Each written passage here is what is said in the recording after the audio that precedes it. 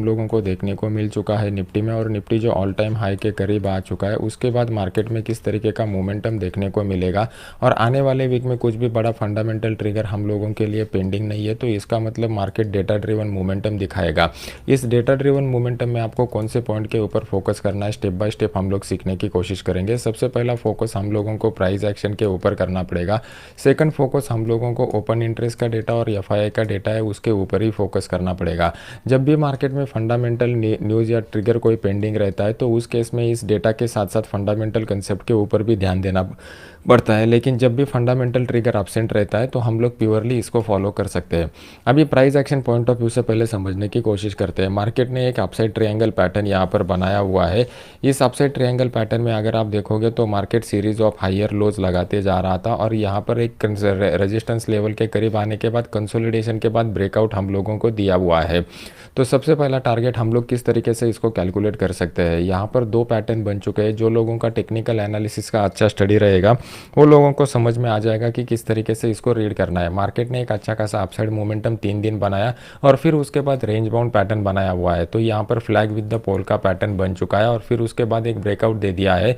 तो इसका जो टारगेट कैलकुलेट किया जाता है, ये जो पोल का हाइट है उस हिसाब से हम लोग यहाँ पर एक कंजर्वेटिव टारगेट लेकर चल सकते हैं, जो अप्रोक्सीमेटली 26,000 के ऊपर यहाँ पर दिखाई दे रहा है।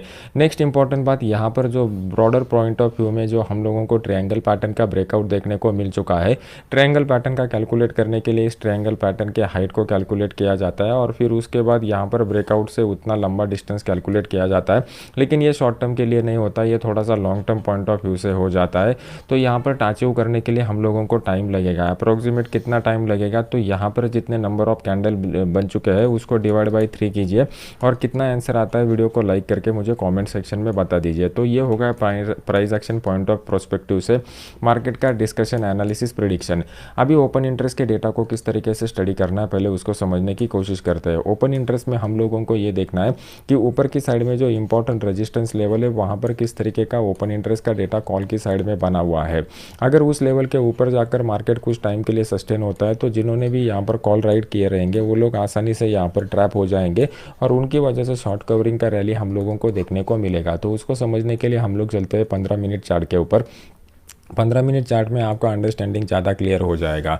अभी आपके सामने मैंने 15 मिनट का चार्ट लगाया हुआ है। ये 15 मिनट के चार्ट में अगर आप देखोगे तो फ्राइडे के दिन हम लोगों को नीचे से लेके ऊपर तक ऑलमोस्ट 400 पॉइंट पहले मार्केट ऊपर गया, फिर 350 पॉइंट नीचे, और फिर उसे मार्केट ने उसी प्रीवियस हाई को ब्रेक किया हुआ है। तो ये कहीं ना कहीं इंडिकेट करता है कि मार्केट में फिलहाल के लिए वोलेटिलिटी बहुत ज़्यादा है। जब भी गिरावट में मौका मिलता है, बायर लोग अपना इंटरेस्ट वहाँ पर दिखाते हैं, और नीचे वाले रेट पर हम लोगों को अच्छा खासा पुट की साइड में ऑप्शन राइटिंग देखने को मिल जाता है। तो ये कहीं ना कहीं इंडिकेट करता है कि मार्केट में अपसाइड का बायस अभी भी बना हुआ है। तो हम लोगों को नेक्स्ट इंपॉर्टेंट रेजिस्टेंस लेवल जो देखने को मिलने वाला है, जहां पर हाईएस्ट कॉल राइटिंग देखने को मिलेगी, वो निकल कर आ जाएगा 26,000 का लेवल। तो मार्केट अगर 26,000 के लेवल के करीब निकलता हुआ हम लोगों को यहाँ पर दिखाई देता है, और यहाँ पर कॉल राइटर एग्जिट करना स्टार्ट कर देते हैं, तो हम लोगों को ये समझ में आ जाएगा कि मार्केट इस लेवल को ब्रेक करने की तैयारी में है। लेकिन मार्केट अगर इस लेवल के करीब निकलने की कोशिश करता है, यहाँ पर जाने की कोशिश करता है, और यहाँ पर कॉल राइटर जो है वो कॉल राइटर अपनी क्वांटिटी ऐड करते हैं, तो ये कहीं ना कहीं इंडिकेट करता है कि ये कॉल राइटर मार्केट को ऊपर जाने नहीं देंगे, और फिर दोबारा मार्केट में यहाँ से रिवर्सल आप लोगों को देखने को मिल सकता है। अभी जिस तरीके का यहाँ पर हम लोगों को प्राइस एक्शन स्ट्रक्चर देखने को मिलता है, ये हमें इंडिकेट करता है कि मंडे के दिन हमें कहीं ना कहीं एक पॉजिटिव बायस लेके चलना पड़ेगा। लेकिन इस पॉजिटिव सेंटीमेंट के साथ ऊपर की साइड में कौन सा भी इंपॉर्टेंट प्राइस एक्शन के हिसाब से रेजिस्टेंस लेवल दिखाई नहीं दे रहा है, तो हम लोग क्या करेंगे, हम लोग नीचे की साइड का जो support level, first support level देखने को मिल रहा है, उसको मार्क करके रखेंगे। ये जो लेवल निकल करके आ रहा है, ये 25,650 के करीब का निकल करके आ रहा है। यहाँ से मार्केट बाउंस बैक देने की सबसे ज़्यादा प्रोबेबिलिटी रहेगी। फिर नेक्स्ट इंपॉर्टेंट बात, हम लोगों को कल के दिन जो है वो मार्केट अगर गैप अप के साथ खुल जाता है, तो वहाँ पर पहले प्राइस एक्शन बनने देना पड़ेगा, फिर ओपन इंटरेस्ट के डेटा को क्लब करके डिसीजन लेना पड़ेगा। अगर आपको लाइव मार्केट में कुछ अच्छा अपॉर्चुनिटी मिल जाता है, तो मैं अपने टेलीग्राम चैनल में आपको अपडेट कर दूंगा, जिसका लिंक वीडियो के नीचे डिस्क्रिप्शन बॉक्स में मैंने डाला हुआ है। अभी देख लेते हैं कि बैंक निफ्टी किस तरीके का सिनेरियो हम लोगों को इंडिकेट कर रहा है। अभी आपके सामने बैंक निफ्टी का वीकली चार्ट लगाया हुआ है। लास्ट वीक में ही हम लोगों ने डिस्कस किया हुआ था कि जो पॉजिटिव कैंडल बन चुका है, उसके ऊपर अगर मार्केट निकलता है, तो market all time high hit करने की प्रोबेबिलिटी सबसे ज़्यादा रहेगी। उसको ब्रेक करके मार्केट ने एक न्यू ऑल टाइम हाई बनाकर अच्छा खासा पॉजिटिव क्लोजिंग दिया हुआ है। लेकिन इस हाई के करीब एक बात आपको समझनी पड़ेगी कि पिछले 2 वीक से मार्केट ने अच्छा खासा अपसाइड का मोमेंटम दिखाया हुआ है। अगर आप हिस्टोरिकल मोमेंटम देखोगे तो जब भी बड़ा मोमेंटम हो जाता है उसके बाद बैंक निफ्टी पर्टिकुलरली कुछ टाइम के लिए यहाँ पर कंसोलिडेट होता है या फिर मार्केट में एक प्रॉफिट बुकिंग दिखाता है। ऑल टाइम हाई के ऊपर अगर मार्केट को सस्टेन होना था तो यहाँ पर मार्केट को कंसोलिडेट करना चाहिए था, और 1-2 हफ्ते कंसोलिडेट करने के बाद अगर इस लेवल को मार्केट ब्रेकआउट कर देता तो हम लोग ये बोल सकते थे कि मार्केट इस तरीके का अपसाइड का मोमेंटम कंटिन्यू रख सकता है।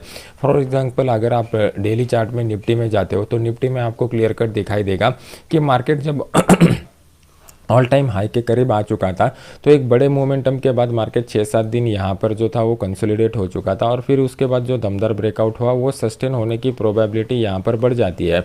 यहाँ पर सस्टेन होने की प्रोबेबिलिटी क्यों बढ़ जाती है, इसके पीछे का आप साइकोलॉजी समझने की कोशिश कीजिए।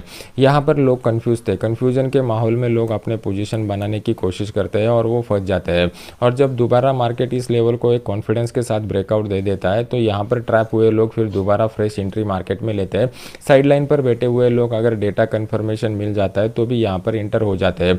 उस तरीके का माहौल यहाँ पर देखने को नहीं मिलता। अगर आप बैंक निफ्टी के चार्ट को, वीकली चार्ट को देखेंगे तो ऑलरेडी मार्केट ने अपने प्रीवियस हाई को ब्रेक करके ऊपर दिया हुआ है, तो यहाँ पर एक्सपेक्टेड है कि बैंक निफ्टी एक रेंज बाउंड वाला वीक हम लोगों को यहाँ पर दिखा सकता है जैसा प्रीवियसली दिखाया हुआ था। इसका कंफर्मेशन हमें कहीं ना कहीं डेली चार्ट पर मिल रहा है क्या, पहले उसको समझने की कोशिश करते हैं। अभी आपके सामने मैंने डेली का चार्ट लगाया हुआ है। डेली के चार्ट में अगर आप देखोगे तो मार्केट ने consecutively series of higher highs higher lows लगाते हुए प्रीवियस मोमेंटम को ब्रेक करके ऊपर की साइड में मोमेंटम दिया है, और पिछले 7 दिनों से मार्केट कंटिन्यूअसली ऊपर जा रहा है। तो 7 दिनों का अपसाइड के मोमेंटम के बाद मार्केट में यहाँ पर इधर एक प्रॉफिट बुकिंग एक्सपेक्टेड है या फिर मार्केट एक रेंज बाउंड जोन में जा सकता है। तो कल के दिन जब भी आप बैंक निफ्टी में जाओगे काम करने के लिए तो एक बात समझ में रखिए, कितना भी पॉजिटिव क्लोज होने दो, मार्केट में कल के दिन इधर एक प्रॉफिट बुकिंग हम लोगों को देखने को मिल सकती है आने वाले वीक में, या फिर मार्केट जो है वो हल्का सा डाउन साइड का मोमेंटम हम लोगों को दिखा सकता है। इस डाउन साइड के मोमेंटम के लिए हमें माइंडसेट बना के काम करना पड़ेगा, और नीचे की साइड में मार्केट इंपॉर्टेंट सपोर्ट लेवल के करीब जब भी आ जाएगा तब मार्केट इंपॉर्टेंट सपोर्ट लेवल के करीब रुक सकता है। अभी ये सपोर्ट लेवल कौन से रहेंगे ये समझने के लिए 15 मिनट चार्ट के ऊपर जाना पड़ेगा। ये 15 मिनट चार्ट में अगर आप देखोगे तो क्लोजिंग के टाइम एक स्ट्रॉन्ग बाइंग हम लोगों को देखने को मिल चुकी है। तो ये 53,300 का जो लेवल है, ये 53,300 के लेवल के करीब जब दोबारा मार्केट आ जाएगा तो मार्केट यहाँ से अपसाइड का एक बाउंस बैक हम लोगों को दिखा सकता है।